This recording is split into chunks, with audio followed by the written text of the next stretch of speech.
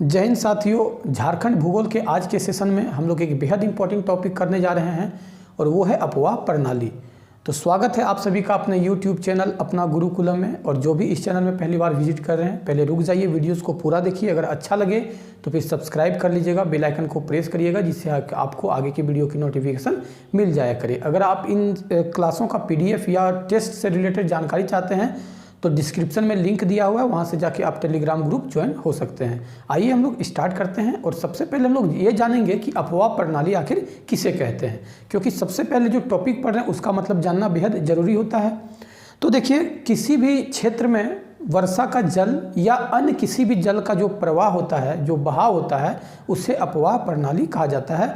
हिंदी में से अपवाह प्रणाली, और अगर इंग्लिश की बात की जाए तो इसे ड्रेनेज पैटर्न कहा जाता है। फिर से एक बार सुन लीजिए कि किसी भी क्षेत्र में वर्षा के जल या अन्य किसी भी जल का जो बहाव होता है उसे अपवाह प्रणाली कहा जाता है।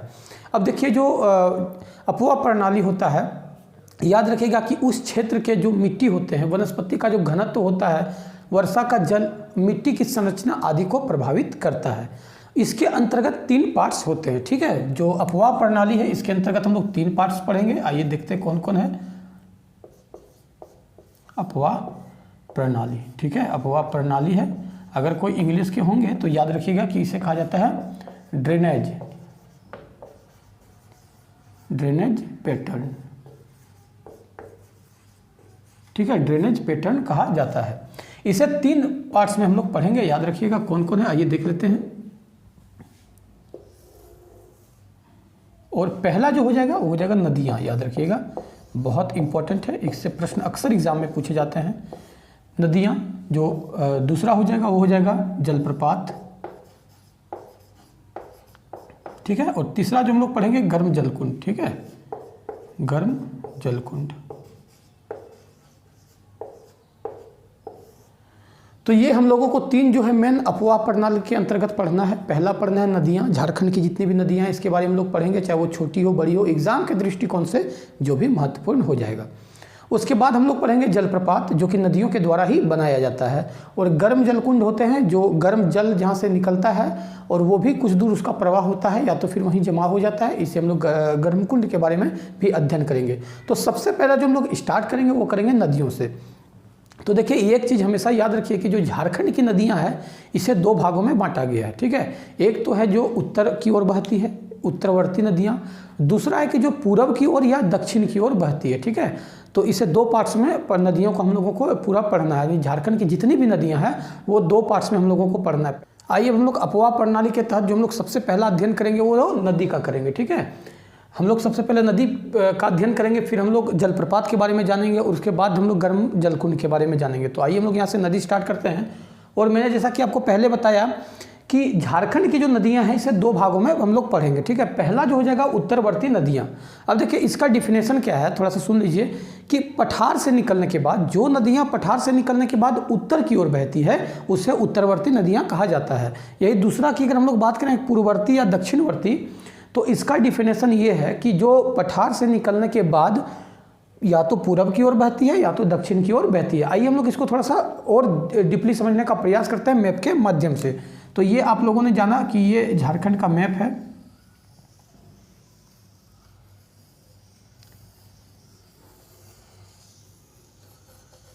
ये झारखंड का मैप है। ठीक है, तो देखिए, ये जो पूर्ववर्ती नदियां होती है, तो देखिए ये हो गया उत्तर। ठीक है, ये उत्तर हो गया, ये पूर्व हो गया, याद रखिएगा। ये आपका पश्चिम हो गया, और ये दक्षिण हो गया। तो देखिए, डिफिनेशन के अनुसार आप समझने का प्रयास करिए मैप के माध्यम से। देखिए, ये छोटा नागपुर का पठार, ये क्षेत्र में पूरा जो है छोटा नागपुर का पठार पाया जाता है, आप सभी को जैसा कि पता होगा। तो जो उत्तरवर्ती नदियां हैं वो पठार से निकलने के बाद किधर, उत्तर की ओर बहती है। ठीक है, जो पहली नदियां, जो हम लोग उत्तरवर्ती नदियां की बात करेंगे तो वो क्या होता है कि उत्तर से पठार से निकलने के बाद उत्तर की ओर बहती है और गंगा या उसकी सहायक नदियों में जाकर मिल जाता है। ठीक है, गंगा या उसकी सहायक नदियों में जाकर मिल जाता है। और यहाँ अगर हम लोग दूसरा की बात करें, पूर्ववर्ती या दक्षिणवर्ती नदियाँ, तो वो पठार से निकलने के बाद या तो पूरब की ओर बहती है या तो फिर वो दक्षिण की ओर बह जाती है। ठीक है, ये आप लोगों को याद रखना है। इसमें हम लोग फिर एग्जाम्पल पढ़ेंगे कि कौन कौन सी नदियाँ हैं। आइए हम लोग उत्तरवर्ती की अगर बात करें तो आप देख सकते हैं कि सोन नदी है। ठीक है, सोन नदी है। पुनपुन नदी है, फल्गु नदी है, उत्तरी कोयल है, देखिए नाम ही है उत्तरी कोयल, उत्तर की ओर बह रही है इसलिए उत्तरी कोयल। सकरी नदी है और चानन है, चानन को ही चानन या तो पंचानन कहा जाता है। हम लोग पूरा डीपली पढ़ेंगे बाद में, अभी हम लोग पहले इसका शुरुआत समझ लें, फिर तो हम लोग बाद में इसका पूरा डीपली अध्ययन करेंगे। अगर हम लोग पूर्ववर्ती या दक्षिणवर्ती नदियों में आते हैं तो सबसे फेमस दामोदर, स्वर्णरेखा, बड़ाकर, दक्षिण कोयल, देखिए दक्षिण कोयल नाम है, यहाँ उत्तर कोयल था, यहाँ पे दक्षिण कोयल हो जाता है। यहाँ पे शंख नदी है, अजय नदी है, मोर या तो मयूराक्षी है, ब्राह्मणी है, गुमानी है या बांसलोई नदी के बारे में हम लोग अध्ययन करेंगे। तो ये आप लोग स्क्रीनशॉट ले लीजिए, फिर हम लोग एक एक नदी हम लोग उत्तरवर्ती से पहला स्टार्ट करने वाले हैं। तो उत्तर नदी के बारे में हम लोग एक एक का अध्ययन करेंगे, पहले सोन के बारे में जानेंगे, फिर पुनपुन के बारे में, फल्गु, इस प्रकार फिर हम लोग आएंगे इधर सेकंड वाले पार्ट में। तो आप इसका पहले स्क्रीनशॉट ले लीजिए, फिर हम लोग आगे बढ़ते हैं। हम लोग यहाँ पे देखिए उत्तरवर्ती नदियों के साथ शुरुआत किए हैं, और उत्तरवर्ती नदी में जो सबसे पहला नदी है वो है सोन नदी, ठीक है। तो देखिए किसी भी नदी का आपको उद्गम जानना है, ठीक है, उसका अपवाह जानना है कि अपवाह प्रणाली सहायक नदी जाना है और मुहाना जानना है। अगर इसके अगल बगल को इंडस्ट्रीज है फेमस तो उसको भी हम लोगों को साथ में पढ़ाई करते चलना है, ठीक है। तो सोन नदी की अगर बात करें कि उद्गम का, ठीक है, तो जहाँ कहाँ से निकलती है, उद्गम मतलब होता है जहाँ से नदियाँ निकलती है। तो याद रखिएगा कि मेकाले पर्वत, अमरकंटक की पहाड़ी, ठीक है, याद रखिएगा मेकाले पर्वत में अमरकंटक की पहाड़ी से सोन नदी निकलती है। और एक चीज़ याद रखिएगा कि जो मेकाले पर्वत की अमरकंटक पहाड़ी से 3 नदी निकलती है। कौन कौन? 3 नदी। इसको याद रखने का ट्रिक है सोनम, याद रखिएगा दोस्तों सोनम, ठीक है। इसको इस तरह आप याद रख सकते हैं कि अमरकंटक जो मेकाले पर्वत है, अमरकंटक की पहाड़ी, इससे 3 नदी निकलती है जिसका नाम है सोनम। सो से हो गया सोन, ठीक है, सोन। 9 से हो गया नर्मदा, और मौ से हो गया महानदी, और तीनों 3 दिशा में बहती है, ठीक है, ये आपको याद रखना है, तीनों 3 दिशा में बहती है। सोनम नदी कहाँ से निकलती है? तो मेकाले पर्वत के अमरकंटक पहाड़ी से 3 नदियाँ निकलती है, जिसका याद रखने का ट्रिक हम लोगों ने क्या देना? सोनम, ठीक है, सोन, नर्मदा और महानदी। चलिए हम लोग आगे बढ़ते हैं और इसका सहायक नदी की बात करते हैं। देखिए सहायक नदी क्या होता है मैं आपको बताता हूँ, कैसे हम लोग जानेंगे कि कोई किसी का सहायक नदी है। तो देखिए मान के चलिए कि अगर 2 नदियाँ आके आपस में एक जगह मिलती है और जिसका प्रवाह वहाँ पे विलुप्त हो जाता है, ठीक है, जिसका प्रवाह वहाँ पे कम हो जाता है, वो उसकी सहायक नदी कहलाने लगती है, ठीक है। तो अगर इसकी सहायक नदी की बात किया जाए तो उत्तर कोयल, ठीक है, उत्तर कोयल जो उत्तरी कोयल जो है सोन नदी की सहायक नदी है। उद्गम की बात किया जाए तो मेकाले पर्वत, अमरकंटक की पहाड़ी, जहाँ से 3 नदियाँ निकलती है, सोनम, नर्मदा, ताप्ती, सोनम, नर्मदा और महानदी, याद रखने का ट्रिक है सोनम, ठीक है। अगर सहायक नदी की बात की जाए तो उत्तरी कोयल। मुहाना की बात की जाए, मुहाना मतलब होता है कि वो किस नदी पे जाके मिलती है, ठीक है, वो किस नदी पे जाके फाइनली मिलती है, उसे मुहाना कहा जाता है। तो अगर मुहाना की बात की जाए तो गंगा नदी, याद रखिएगा कि सोन की जो मुहाना है वो कहाँ पे है, यानी सोन गंगा नदी में जाके मिल जाती है। अगर अपवाह क्षेत्र की बात किया जाए, अपवाह क्षेत्र होता है जहाँ से वो नदी बहती है, तो वो हो जाएगा पलामू और हो जाएगा गढ़वा, याद रखिएगा पलामू और गढ़वा से सोन नदी बहती है। तो इतना आपको सोन नदी के बारे में इंपॉर्टेंट याद रखना है। अगर हम लोग दूसरी नदी की बात करते हैं तो दूसरा नदी जो है वो उत्तरी कोयल नदी, ठीक है, उत्तरी कोयल नाम से ही स्पष्ट है। और अभी हम लोग उत्तर दिशा में जो बहने वाली झारखंड की नदियाँ हैं उसके बारे में हम लोग अध्ययन कर रहे हैं। तो इसका अगर उद्गम की बात की जाए जहाँ से नदी निकलती है तो है रांची पठार का मध्य भाग, ठीक है, याद रखिएगा रांची पठार का मध्य भाग से कौन नदी निकलती है? उत्तरी कोयल। अगर इसकी सहायक नदी की बात की जाए तो औरंगा एवं अमानत। क्या दोस्तों? औरंगा एवं अमानत, बहुत बार एग्जाम में पूछा गया है, ये प्रश्न है, ठीक है, औरंगा और अमानत के बारे में बहुत बार एग्जाम में पूछा गया है, तो इसको आप बहुत इंपॉर्टेंट कर देंगे, ठीक है। उत्तरी कोयल का सहायक नदियाँ कौन है? औरंगा एवं अमानत। मुहाना है सोन नदी, क्या है दोस्तों? जहाँ पे यह जाके मिलती है। देखिए अब यहाँ से आपको इस तरह से देखिए, इस प्रश्न जो होता है ना, प्रश्न को एक दूसरे के साथ रिलेट करके अगर पढ़िएगा तो आपको ज़्यादा से ज़्यादा याद रहेगा, ठीक है। आपको कैसे पढ़ना है? देखिए सोन नदी गंगा में, सोन नदी जाके मिलती है गंगा में, और सोन नदी में जाके मिलती है उत्तरी कोयल नदी, ठीक है। अगर अपवाह क्षेत्र की बात की जाए यानी कहाँ से ये नदी बहती है तो पलामू, गढ़वा एवं लातेहार, ठीक है।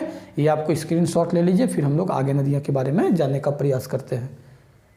हम लोग आगे बढ़ते हैं और नेक्स्ट नदी जानते हैं। नेक्स्ट है पुनपुन, ठीक है। अगर पुनपुन की बात की जाए तो उद्गम स्थल है उत्तरी कोयल के उत्तर से, यानी उत्तरी कोयल नदी जहाँ से निकलती है उसके उत्तर से पुनपुन नदी निकलती है, ठीक है। अगर सहायक नदी की बात की जाए तो सहायक नदी याद रखिएगा, ये भी एग्जाम में बहुत बार पूछा गया है, दारधा व मोरहर, ठीक है, 2 नदियाँ सहायक है। एक का नाम है दारधा, वो एक है मोरहर, किसका, पुनपुन नदी का। अगर मोहाना की बात की जाए तो गंगा नदी है, याद रखिए गंगा में जाके मिल जाती है कौन, पुनपुन नदी। पुनपुन नदी कहाँ पे जाके मिलती है, गंगा में। इसकी सहायक नदी कौन है, दारधा व मोरहर। और पुनपुन का जो उद्गम स्थल है वो उत्तरी नदी के, उत्तरी कोयल नदी के उत्तर से निकलता है, ठीक है। इसका एक उपनाम भी है, ठीक है, उपनाम इसका है जिसका नाम है कीकट। कि क्या है दोस्तों, कीकट है या बमा गधी है, ये भी याद रखिएगा, एग्जाम में उपनाम भी पूछे जाते हैं, ठीक है। तो पहला जो है पुनपुन का उपनाम है कीकट और दूसरा है बमा गधी। क्या है, बमा गधी। अगर हम लोग नेक्स्ट नदी की बात करें तो नेक्स्ट है फल्गु, याद रखिएगा दोस्तों, फल्गु नदी। और इसका जो उद्गम स्थान है छोटा नागपुर का पठार का उत्तरी भाग, ठीक है। छोटा नागपुर जो पठार है उसका उत्तरी भाग से निकलता है कौन, फल्गु नदी। अगर इसका सहायक नदी की बात की जाए, इसकी जो सहायक नदी है वो है निरंजना, जिसका नाम एक लीलाजन भी है, याद रखिएगा, ठीक है। फल्गु नदी की सहायक नदी हो गया निरंजना, जिसका नाम है लीलाजन, मतलब इसको लीलाजन के नाम से भी जाना जाता है। अगर दूसरी नदी की बात की जाए तो मोहना, याद रखिएगा इसकी सहायक नदी में एक मोहना नदी भी है। और हम लोग नेक्स्ट जानेंगे इसका जो मुहाना है, ठीक है, यानी किस नदी पे जाके मिलती है, तो गंगा नदी पे। कहाँ जाके मिलती है दोस्तों, गंगा नदी पे। कहाँ पे, ताल क्षेत्र में, याद रखिएगा, ताल क्षेत्र में ये जाके जो फल्गु नदी है वो गंगा नदी में जाके मिल जाती है। अगर इसका भी उपनाम की बात की जाए, फल्गु नदी का उपनाम की बात की जाए तो अंतः सलीला, याद रखिएगा एग्जाम में ये भी पूछा गया है, ठीक है। अंतः सलीला इसका, इस नदी का उपनाम है। इसकी अगर विशेषता की बात की जाए, ठीक है, अगर इसकी विशेषता की बात की जाए तो याद रखिएगा कि पितृपक्ष में, जो पितृपक्ष होता है उसमें लोग बहुत दूर दूर से आते हैं इसमें पिंड दान करने के लिए, ठीक है। हिंदू मान्यता है, हिंदू धर्म में ऐसी मान्यता है कि एक प्राणी जो जिसकी मृत्यु होता है वो तब तक उनका मुक्ति नहीं होता है जब तक उनको आप पिंडदान नहीं करते हैं, ठीक है, जब तक उनका आप पिंडदान नहीं करते हैं। तो जो फल्गु नदी है इसकी विशेषता है कि इसी फल्गु नदी में पितृपक्ष में लोग बहुत दूर दूर से आते हैं पिंड दान करने के लिए, ठीक है। अपने पूर्वज जो जिनकी डेथ हो जाती है उनका पिंड दान करके वो उनको मुक्ति प्रदान करते हैं। तो ये हो गया नदी। हम लोग इसका स्क्रीनशॉट लीजिए, फिर हम लोग जो उत्तरवर्ती नदियाँ बची है उसके बारे में हम लोग जानने का प्रयास करते हैं। आप इसका स्क्रीनशॉट ले लीजिए। हम लोग आगे बढ़ते हैं, हम लोग नेक्स्ट जानते हैं सकरी नदी, ठीक है। जो नेक्स्ट है जो उत्तर की ओर बहने वाली नदियों में है सकरी नदी। और अगर इसकी उद्गम की बात की जाए तो उत्तरी छोटा नागपुर का पठार है, याद रखिएगा। सकरी नदी का जो उद्गम स्थल है कहाँ पे, उत्तरी छोटा नागपुर का पठार। इसकी अगर सहायक नदी की बात की जाए तो किऊल है, ठीक है। सकरी नदी का जो सहायक नदी वो है किऊल है। अगर मोहाना की बात की जाए, ये कौन सी नदी में जाके मिलती है, तो गंगा में जाके मिलती है।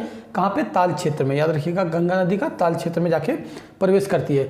अगर विशेषता की बात की जाए तो याद रखिएगा कि मार्ग बदलने के लिए विख्यात है, ठीक है। इसकी जो सकरी नदी है वो मार्ग बदलने के लिए, मार्ग जो अपना बदलते हैं उसके लिए विख्यात है। वैसे भारत का सबसे जो ज़्यादा मार्ग बदलने वाली नदी है वो है कोसी, जिसे बिहार का शोक कहा जाता है, याद रखिएगा।